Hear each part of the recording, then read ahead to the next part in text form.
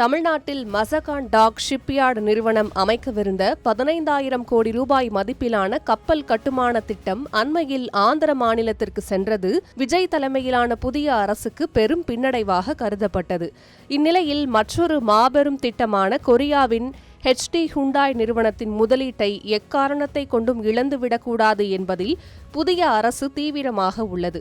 இதனை உறுதி செய்யும் பொருட்டு தமிழ்நாட்டின் புதிய தொழில்துறை அமைச்சர் கீர்த்தனா சம்பத் தென்கொரியாவின் உல்சான் பகுதியில் அமைந்துள்ள உலகின் மிகப்பெரிய HD ஹுண்டாய் ஹெவி இண்டஸ்ட்ரீஸ் கப்பல் கட்டும் தளத்திற்கு நேரடியாக சென்று கள ஆய்வு நடத்தியுள்ளார்.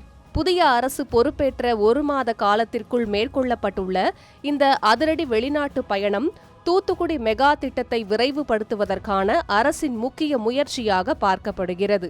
கடந்த திமுக ஆட்சியின் போது HD ஹுண்டாய் நிறுவனத்துடன் கப்பல் கட்டுமான தளம் அமைப்பதற்கான ஆரம்பகட்ட புரிந்துணர்வு ஒப்பந்தம் கையெழுத்திடப்பட்ட நிலையில் தற்போது அமைந்துள்ள தாவேக அரசும் இத்திட்டத்தை முழுவீச்சில் முன்னோக்கி எடுத்து செல்வதை இந்த அதிகாரப்பூர்வ பயணம் உறுதிப்படுத்தியுள்ளது. இந்த மெகா திட்டமானது சுமார் $4 பில்லியன், அதாவது சுமார் 33,000 கோடி ரூபாய் முதலீட்டில் தூத்துக்குடியில் அமைய உள்ள ஒரு பிரம்மாண்ட கிரீன்ஃபீல்டு கப்பல் கட்டும் வளாகமாகும். கொரிய பயணத்தின் போது அங்குள்ள அதிநவீன டிஜிட்டல் உற்பத்தி மேலாண்மை அமைப்புகளை பார்வையிட்ட அமைச்சர் கீர்த்தனா சம்பத் தமிழ்நாட்டில் அமைய உள்ள திட்டத்திற்கு தேவையான முழுமையான உள்கட்டமைப்பு மற்றும் கொள்கை ரீதியிலான ஆதரவை வழங்குவது குறித்து அந்நிறுவனத்தின் உயர் அதிகாரிகளுடன் விரிவான ஆலோசனை நடத்தினார். தற்போது இத்திட்டத்திற்கான தொழில்நுட்ப பொருளாதார சாத்தியக்கூறு அறிக்கை வெற்றிகரமாக முடிக்கப்பட்டு விரிவான திட்ட அறிக்கை எனப்படும் DPR தயாரிக்கும் பணிகள் விறுவிறுப்பாக நடந்து வருகின்றன.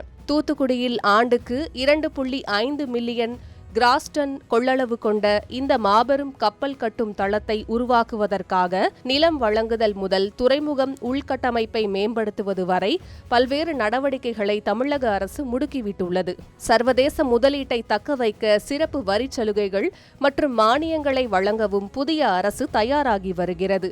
வரும் 2047ஆம் ஆண்டிற்குள் இந்தியாவின் ஒட்டுமொத்த கப்பல் கட்டும் திறனை ஆண்டுக்கு 4.5 மில்லியன் கிராஸ் டன்னாக உயர்த்த மத்திய அரசு இலக்கு நிர்ணயித்துள்ள நிலையில் அதில் பாதியளவு தேவையை இந்த ஒரே ஒரு தூத்துக்குடி தளம் மட்டுமே ஈடுகட்டப் போகிறது. இதனால் இத்திட்டம் இந்திய கடல்சார் வர்த்தக வரலாற்றில் ஒரு மிகப்பெரிய மைல்கல்லாக அமையும் என்று எதிர்பார்க்கப்படுகிறது.